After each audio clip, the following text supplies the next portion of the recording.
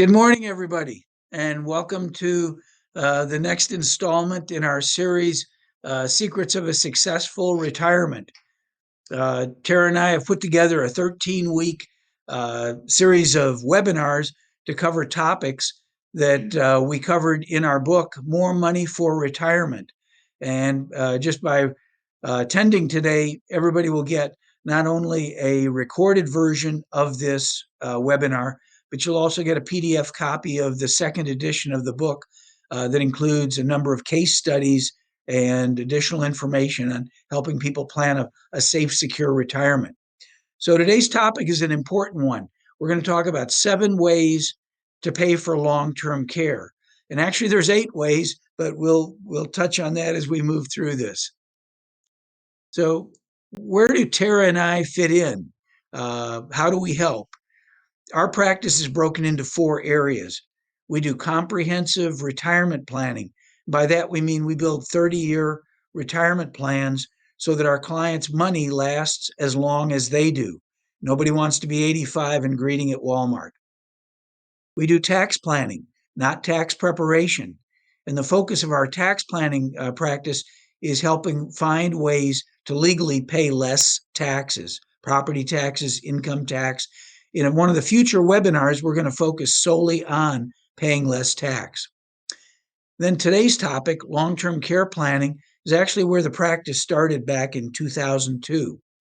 And as you're going to see, this is a major problem that most of us are going to experience in retirement. And so we need to have a solution for it. And the final area is estate planning. And by that, we want to help our clients safely and securely pass assets to the next generation and hopefully avoid probate. In fact, I think next week's webinar is going to be on the subject of what is probate and what are the do's and don'ts for probate. So today's topics. First, I'm going to define what long-term care is. Second, we'll talk about where we receive care and the cost of care today. Then we're going to focus on 7 ways to pay for long-term care. And finally, at the end, we will invite your questions. And we have an exciting, one of our trusted partners is going to join us at the end of the presentation. So stay tuned for that. So what is the problem? And, in all of these webinars, we deal with different issues that we are going to encounter in retirement. And far and away, long-term care is the greatest financial risk that people will face in retirement. And that's kind of a bold statement. You think about the stock market or Bernie Madoff or other ways that we can end up broke, overspending. But long-term care has been singled out as a great risk that most of us are going to face before we meet our maker. And having a plan to pay for long-term care is critical to what we call a safe, secure retirement.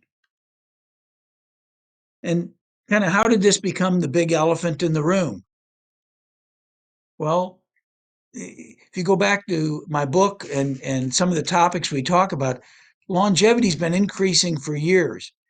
Start of the 20th century in 1900, the average life expectancy was only around 32 years. Today, it's over 76 years.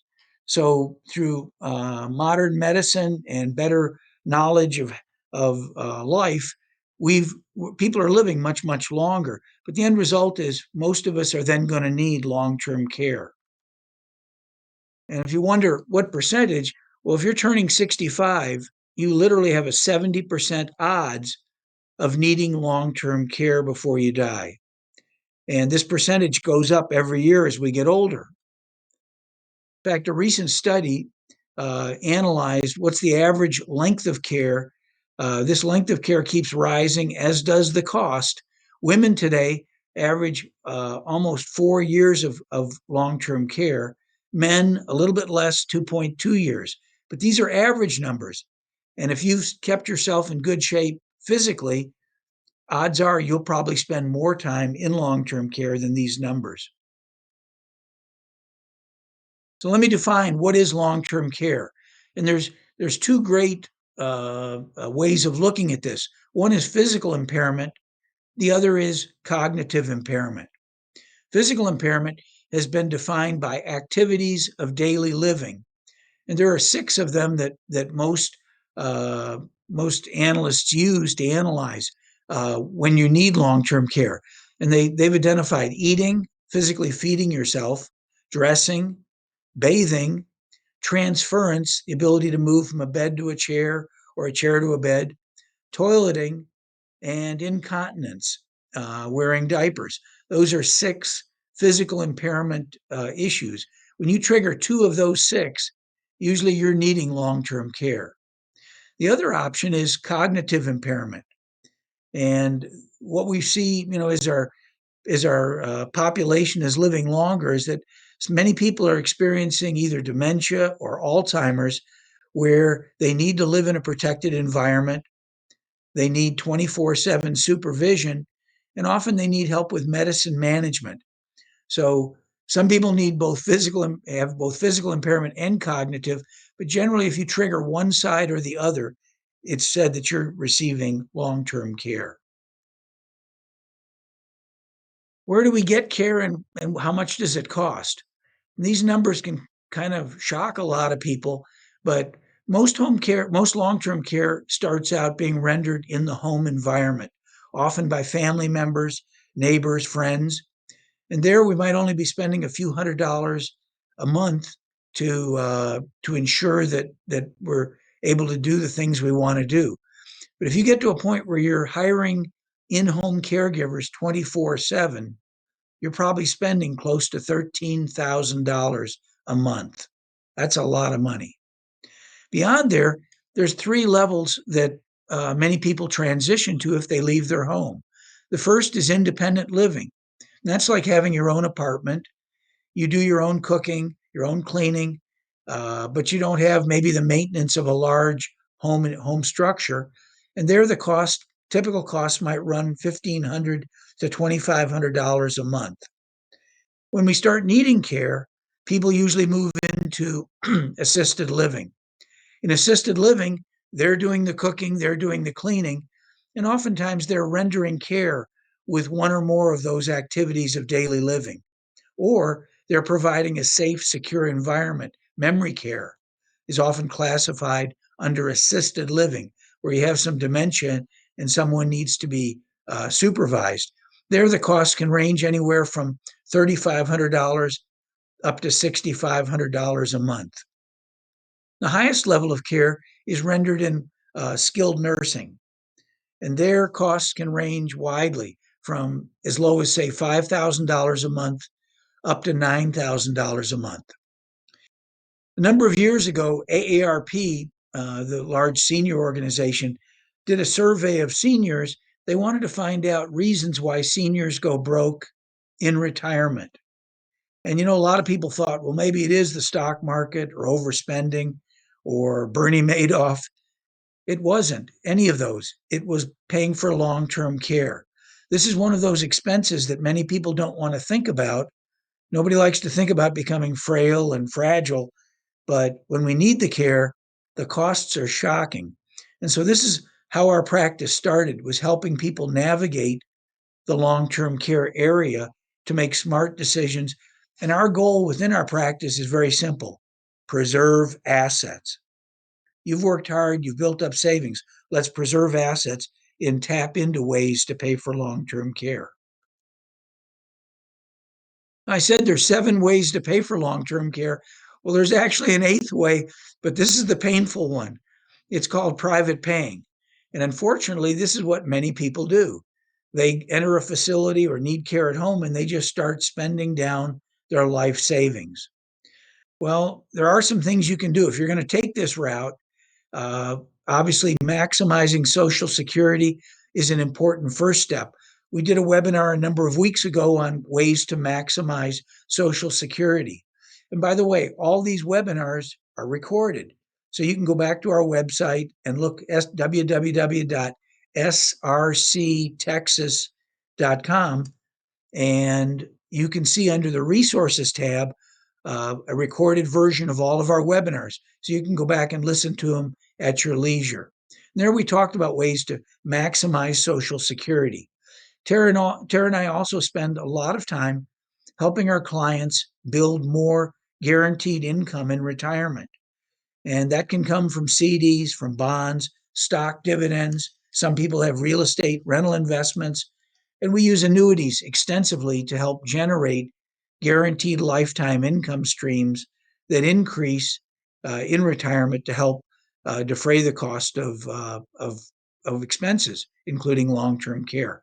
Finally, most of us have, a home equity built up in our homesteads, and sometimes downsizing or doing a reverse mortgage can be a way to tap the equity and pay for long-term care. So this is the way that we talk about, but it's not a way we recommend. Let's move on to the 7 methods to pay for long-term care, where we get someone else to pay for care instead of you. And with that, I'm going to turn the presentation over to my partner, Tara Kendrick. All right. Hey, everybody. Okay, well, number 1 on our 7 ways to pay for long-term care is Medicare. Now, Medicare isn't long-term care in the sense of length of time. It's kind of what we like to call short-term long-term care. So when you turn 65 and you sign up for Medicare Part A, that's going to cover those nursing home rehab days for days 1 through 20. So they'll be covered at 100%. Then you'd want to add on, say, a Medicare supplement or what they call a Medigap plan. And if you have a supplement plan, you're going to get days 21 to days up to the 100th day covered at 100%. In order to trigger that short-term, long-term care, you need to have 3 nights at the hospital before you can go over to the rehab facility and start that countdown of the days 1 through 20 and then 21 to 100.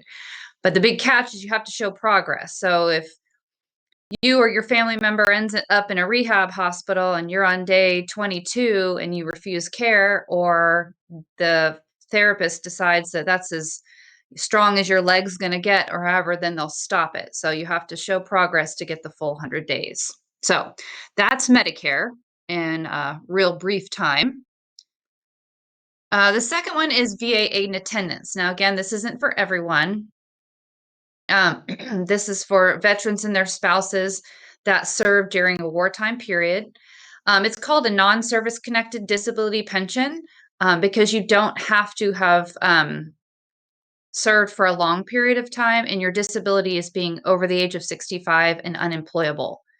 It was created by Congress in 1952, but the VA Congress told the VA they were not allowed to advertise it, so most people don't know about it. But the nice thing is it pays wherever you need care. So whether you are receiving care at adult daycare or all the way to skilled nursing, it'll pay wherever you're receiving care.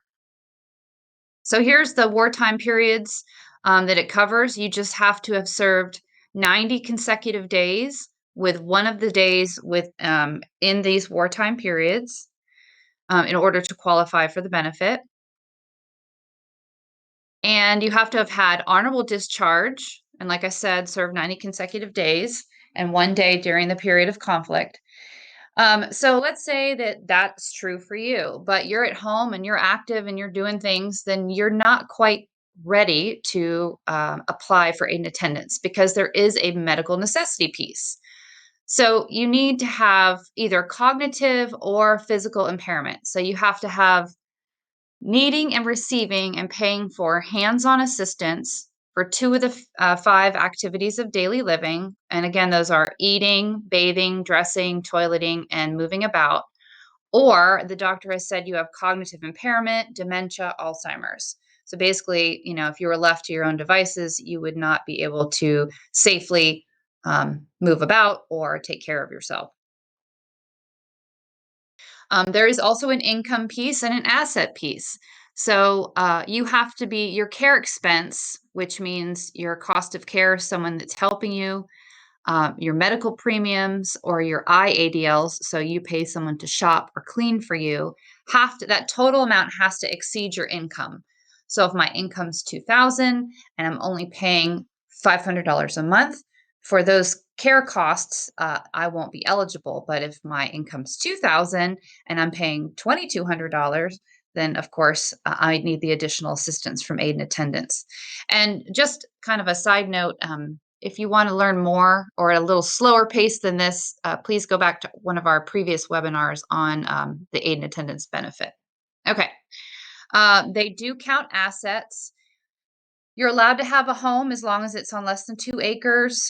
Above the 2 acres, that amount will count. You can have a burial program and 1 car, but your countable assets can't exceed 130,773 this year in order to qualify. So the nice thing is with aid and attendance, it's a fixed amount, and these are the max amounts for this year. A married vet can get up to $22.95, and a veteran spouse can get up to $15.19 this year. So it's really good. And usually every year it goes up a little bit with inflation. Okay, so the application process, we strongly suggest that you don't do it yourself. We have helped over 500 families over the last 10 years with aid and attendance applications, and we're happy to help you if you need assistance. Or you can also go to a local veteran service officer or someone who's licensed with the VA, but strongly suggest you don't do it yourself. It's a 25-page application. You also have to prove up your income and assets, and they only communicate by mail. You can call the call center, but they'll just tell you what the status is. And the usual time frame for veterans and spouses, if you're doing it yourself, is about 6 months. So, okay, number 3. This is Medicaid. Now, Medicaid is a lot of programs, but we're specifically talking about Medicaid that pays for long-term care. And this particular program that we help with pays only in skilled nursing homes. So not in memory care, not in assisted living, just skilled nursing homes. In order to qualify, you must be in a Medicaid bed. So if you're asking around, you need to ask if they have a Medicaid bed available in that facility. You need assistance with 2 of the 6 activities of daily living or have cognitive impairment. And again, there is income and asset criteria for Medicaid. A lot of people come to us and they say, you know, I can't get on Medicaid because I have to spend down everything or I make too much money. And there's quite a few myths out there. So we're going to kind of cover these real quick. First one is you have to be broke, and that's not true. In the state of Texas, we're very blessed with our Medicaid rules, and couples can protect everything they have and get one spouse on Medicaid. A single person can protect their house, a car, a burial program, and 50 or more percent of their assets. But again, you have to know how to do it right in order to protect all of those things. So that's where you would come to someone like us who, we're experts in the Medicaid planning and how to preserve assets. The second thing is people always say, well, my dad makes $3,000 and I saw that, that's over the limit. And Medicaid will never stop you from being able to be eligible based on income. You just have to do one extra step. So if your gross income is above 2382 this year, you're going to have to set up what's called a qualified income trust account. And that's something you would do with an attorney. They would set up the trust. You take the trust to the bank, and you'll be able to funnel the money through this special trust account, and then you'll be eligible for Medicaid on the income side. Another myth is my quality of care is poor, and that again is not true.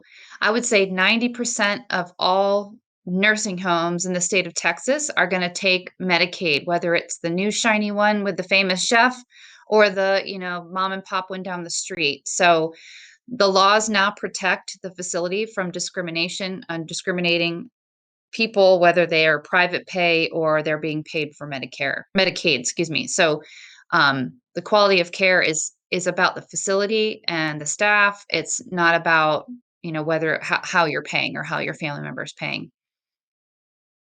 Another myth is I'll quickly get rid of all my assets. I'll write a big check to my son and then I'll be broke and then I can get on Medicaid. But there is a 5-year look back. So you don't want to do that. And you can make some really big mistakes by doing things like that. There is a correct way to gift and ungift. in order to qualify. But that, again, is something you want to do with someone like us who is expert in Medicaid, that we can do that wisely. The last one is I'll lose my home. And again, that's not true. There is a way to protect the homes from Medicaid estate recovery, and that's with something called a special warranty deed. So, with all these myths, it's real important to know that there are ways to qualify you for Medicaid. You have to know how to do it correctly. All right. Again, the same thing with VA. It's not a do-it-yourself process. There's a lot of forms. You have to prove up income and assets. You communicate through the state of Texas through mail, and usually, once you file the application, it takes 45 days for approval. So now I'm going to turn it back over to Bill, and he's going to go over number 4. Thanks, Tara. So we talked about private paying as one way, not a good way. Then we talked about 3 different federal programs: Medicare, which is short-term, long-term care; VA benefits, which pays wherever you're receiving care; and Medicaid, which is a nursing home-based solution. Those are 3 federal programs. The next 4 that I'm going to talk about are different types of financial products that help defray the cost of long-term care. The first one I want to touch on is life insurance. Life insurance products today, many of the products come with riders that allow you to withdraw a percentage of the death benefit on a monthly basis to pay for long-term care. 5% is a typical amount. So if I have a life insurance policy with a $100,000 death benefit, I could withdraw $5,000 a month to defray the cost of long-term care. The withdrawals are tax-free. That's nice. And if I die and there's still remaining death benefit, if I haven't exhausted all the death benefit, whatever remaining residual benefit would go to my heirs, whoever I've named as a beneficiary. The downside to life insurance is you have to go through normal underwriting. So this is a solution that fits well for people that are healthy. Oftentimes people wait, and if their health has failed, then life insurance is not a good option. The second type of financial product is what I call an asset multiplying product. There are products today where you can invest a bucket of money. Let's say we put $100,000 in. That can be done on a single pay basis or over let's say a 10 pay over 10 years. The moment you make the initial deposit, a long-term care additional benefit is established. So in this case, we put 100,000 in, and immediately my policy is worth 250,000 on day one. The withdrawals that come out of this, if I need long-term care, once again are tax-free. Your funds are spent first. So if I put 100 in and then start drawing against it, my 100 is spent first. But if I never use this policy, or I use part of it but not all the 100,000, there's still a residual benefit that's going to go to my heirs. And typically these asset multiplying products have lighter underwriting, easier medical conditions to qualify for the benefit. A third type of financial product is an annuity, an income generating annuity with what I call an income doubler. And these have become very popular over the last 5, 6, 7 years. If you go back 10 years ago, annuities were kind of like what your grandma had. They hadn't changed much in the previous 2,000 years.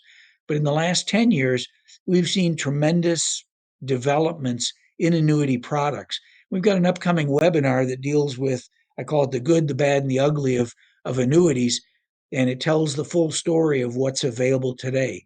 Well, this is one example.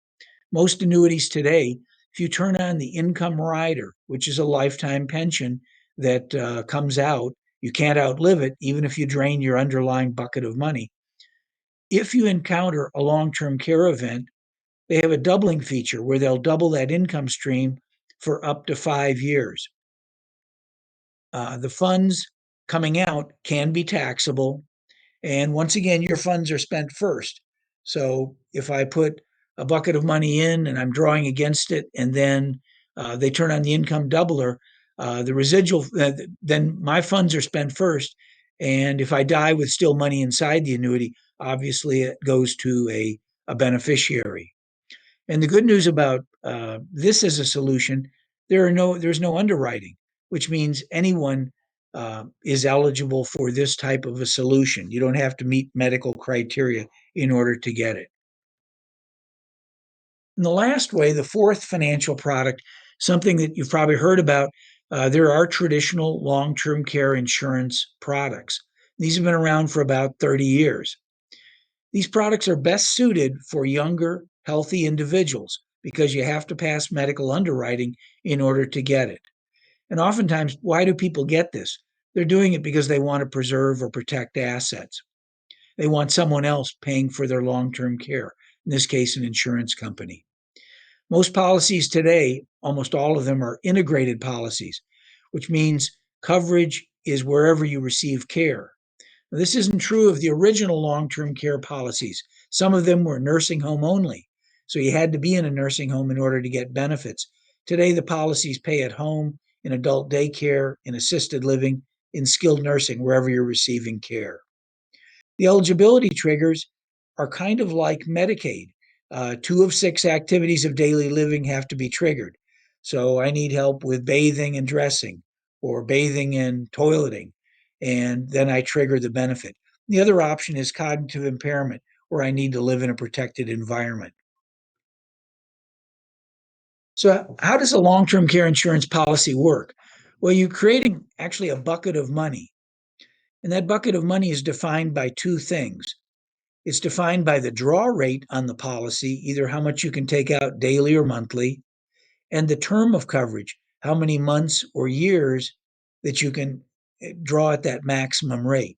So here's an example. Let's say the draw rate is $4,000 a month and the coverage period is 36 months. Well, I'm creating a bucket of money with 144,000 in it.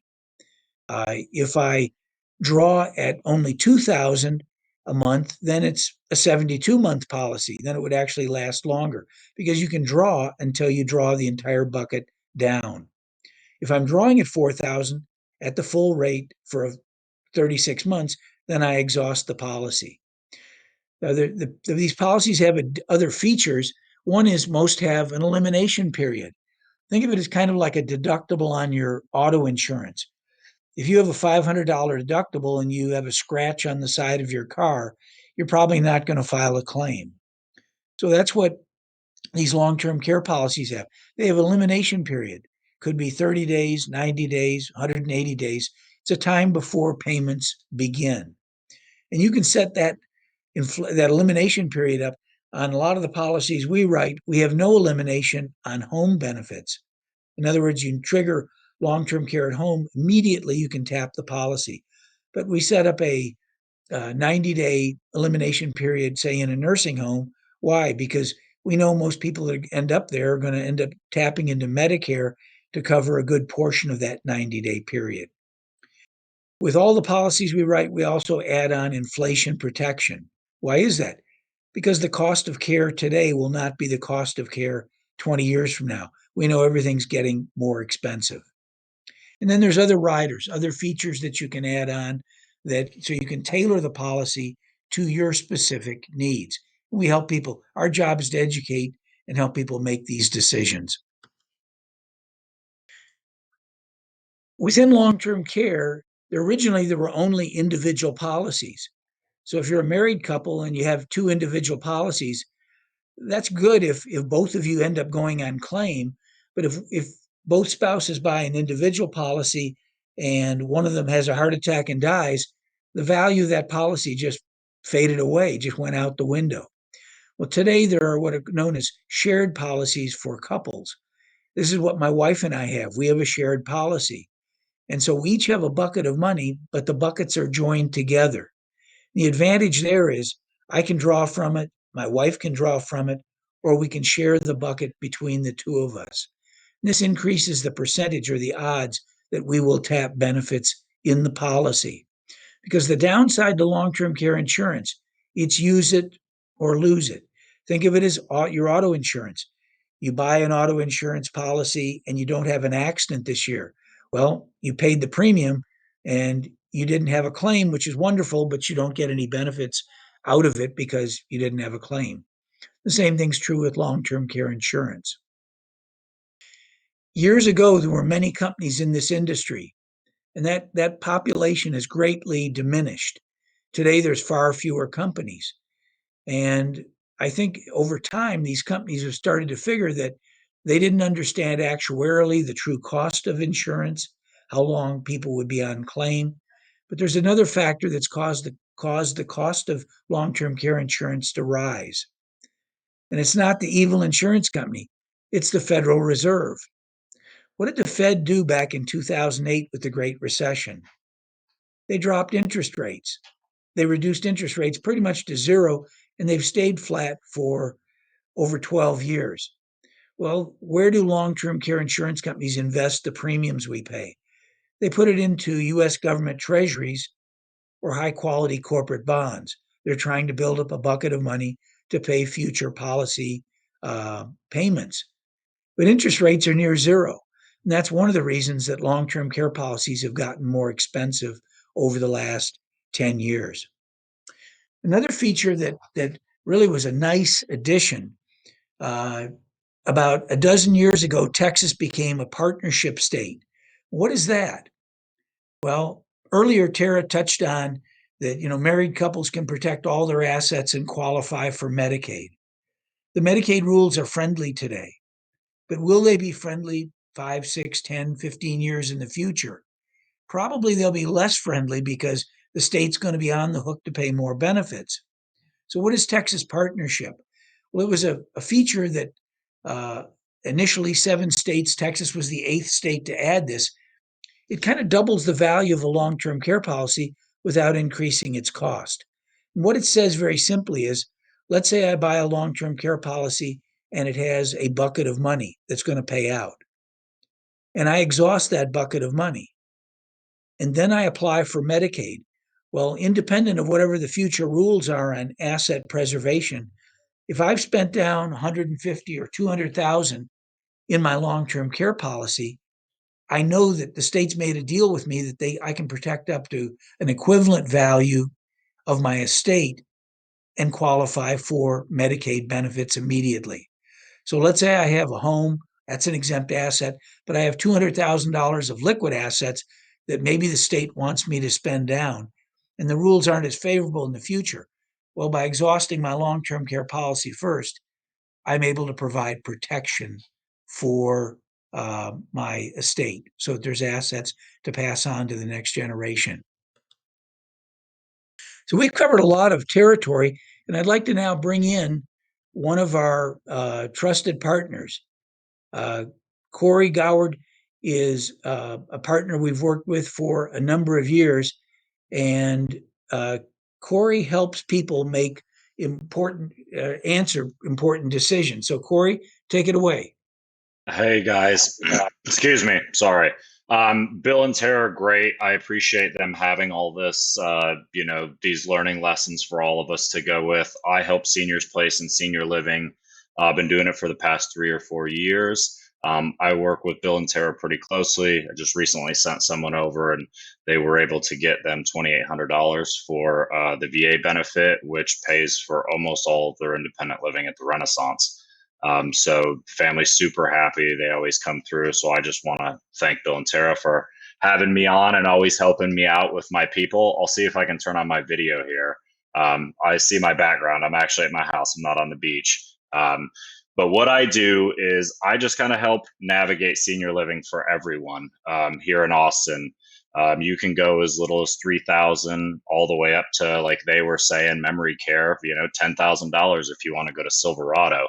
And so that's where you really need to get involved with Bill and Tara to help you plan all of this out, because it's not just a one-time thing that you're just like, oh, we'll figure this out. We'll solve this. The VA benefit, like they're saying, takes forever to get. You can never get it on your own. They'll keep denying it and denying it. I've seen it so many times. And then families end up getting so frustrated and they don't know the help's actually out there unless they call someone like myself or Bill and Tara or any other placement people here. So that's just kind of what I want to touch on from them. And they've always done a great job. So basically, when you're looking at assisted living, for me, what I like to do is really take location into factor and pricing into factor, because those are the two main things that we can control. I can control how far away I get you from your house so you can go visit, every, 2 or 3 days. If you're 5 minutes away, or make it part of your routine, go to the gym, and then on the way home, stop in and see mom or dad. So that's a huge part. And pricing, setting up the annuities and everything like that's great if you pre-plan. But as Bill was saying, a lot of people don't want to confront the aspect of, dying. And it's just a part of life. And the more you plan for it, the easier it's going to be down the road. You're going to have the finances, you're going to have the time, you would already have the place picked out, and you would know. So when things go wrong, you aren't flying off the handle trying to find something that week, because everybody knows when you rush, everybody makes mistakes, and we're all imperfect. So, if you make a mistake in senior living, totally fine. You usually sign month contracts. You do pay a community fee. Just so you know, it's usually $2,500 or first month's rent. And a lot of it's just about finding where your parents are going to fit in. You guys doing the research, I can provide you all the information you want, but when you actually sit down and do the research and educate yourself on senior living, you're going to have such a better experience with it than just throwing mom or dad into a place and then something happens. And then now everybody's upset because, it didn't go the way it was planned, but you got to put work into it to make sure you're educated and your expectations are realistic going into these places. So that's all, I wanted to say on that. I'm happy to answer any questions. I'm sure Bill and Tara are happy to answer any questions. And again, I just want to touch on how great of a job they've always done for me. And they really know their stuff and can help you figure out how to get senior living paid for, or Medicaid, or any VA benefits, or any kind of financial vehicle to help you get there. So thank you guys. I appreciate all you do. Thanks, Corey. Uh, Corey's a good example of our practice. It's not what Tara and I know that makes our practice as effective as it is. It's who we know. And Corey's one of more than a dozen expert affiliates that we work closely with that specialize in areas that we don't. So that when someone comes to us and says, which assisted living center would you recommend for my mom and dad?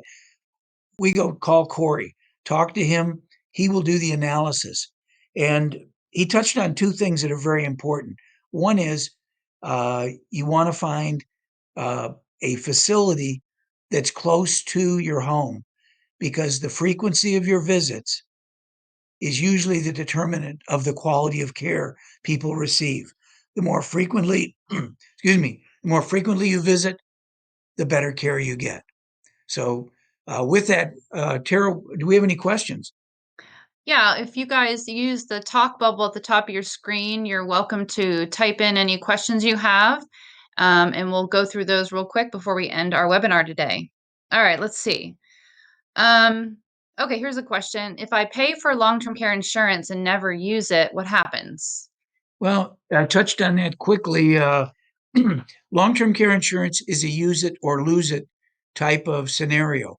So you think it's probably the most cost-effective way to pay for long-term care, because you greatly multiply the value of the premiums you pay in. But it is use it or lose it. So if you don't use it, like auto insurance, you don't get a value back. Okay, thanks. Next question. How can couples protect all their assets? I thought you had to get down to $2,000 to get on Medicaid. Well, another good question. We kind of gave the general rules, the what is possible. We didn't delve into how you actually go about doing it. And when we look at assets in Medicaid planning or for VA planning, there are different strategies that we use for different types of assets. Tara mentioned in the VA discussion, let's say somebody has more than $130,000 of countable assets. Let's say they have 160, so they're not eligible for the VA. But we ask questions. Does mom or dad have a home? Well, yes, they do. Do they have a mortgage on that home? Well, yes, they do. Well, how much do they still owe? Well, they owe $30,000 or $40,000. And by merely paying down the mortgage, we get below the 130 threshold. So depending on the asset type, whether it's an IRA, a 401k, whether it's after-tax money, whether the family has set aside funds for burial needs, for final needs, each type of asset has its own guidelines. And our job is to map out a plan. And we do written plans showing you how you can go step by step to protect assets and qualify for benefits. Okay. Looks like our last question is, how much do you charge for a long-term care plan? Well, that's a good question too. Tara and I are fee adverse. We don't like charging fees. But one area in our practice where we do is if we build a VA and or Medicaid plan, we charge a one-time fee. The fee is $3,000. If you're a couple, that fee covers both spouses. So let's say dad needs long-term care today at home and he was a veteran, so we get him on VA benefits. And later, mom needs care in a nursing home. Well, you've already paid our fee. So we charge a one-time fee. It covers both VA and or Medicaid qualification, and it covers both spouses. All right. Well, that looks like all the questions for today. We really appreciate Corey for stepping in and talking, and we'll definitely get you his information out to you on an email. So I'll be sending an email just saying thanks, also giving you a copy of More Money for Retirement, a PDF copy of our second edition, as well as a copy of a recording of this webinar. So if you wanted to listen to it again or forward it to a friend. And then next week, same time, same place, different day, we're going to be covering probate and all the ups and downs and how to avoid it. So be sure to tune in, and I'll have a register button also on that email. So we thank you, Corey, and thank you all for attending, and we'll see you next week. Thank you, guys. Read the book. I read it. It's fantastic. It's full of a ton of knowledge. So We make didn't sure you pay guys him to read the say book. that. They didn't. He asked me to read it, and I was like, I'll read it. And it's fantastic. You can get a lot of good information out of there. So check it out. Thanks. Thank you, guys. Bye. Yeah. Bye-bye.